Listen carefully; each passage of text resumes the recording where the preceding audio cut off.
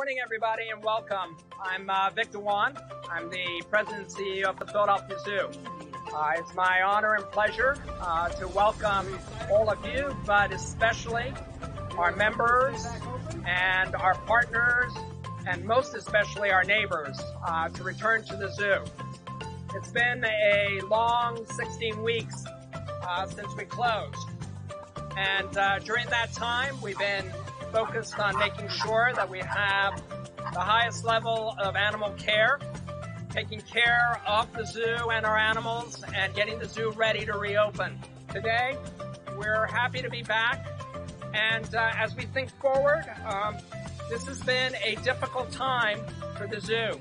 But we're glad to be back, and we have our protocols and our systems in place. We're especially focused on making sure that those who visit us are going to be able to reserve their tickets before they arrive, and very importantly, that they're wearing masks and social distancing. We're glad to have you here, but we're especially glad to have a number of guests with us. I'd like to start by introducing the City Health Commissioner, Dr. Thomas Farley, for some comments. Dr. Farley.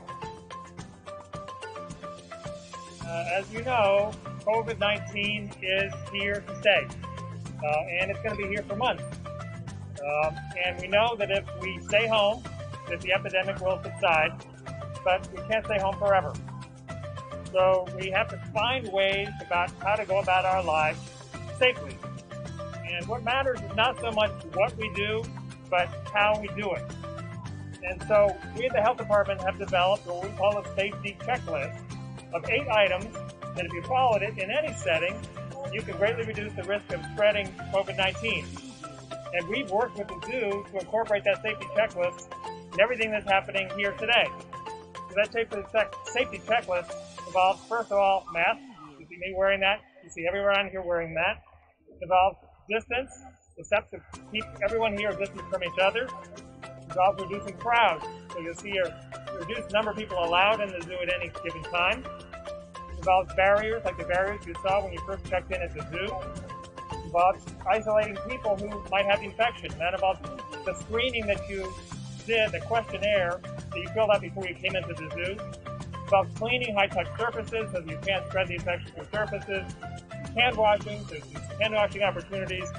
And then communicating the rules to everybody. So there's signs around the zoo that will communicate those rules. So now the zoo is outdoors. The indoor exhibits are closed, and outdoors is inherently lower risk than an indoor setting, but with these additional steps, this is something that I feel very much that is safe.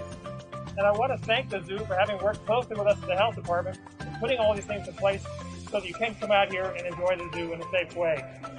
Now, more on a personal note, I've always personally loved zoos. I find it's a place where we can get a sense of the larger ecosystem of the world and think a little bit about where we as humans fit in that ecosystem. And this epidemic shows that we are not the only living things on Earth, that we are part of a larger ecosystem.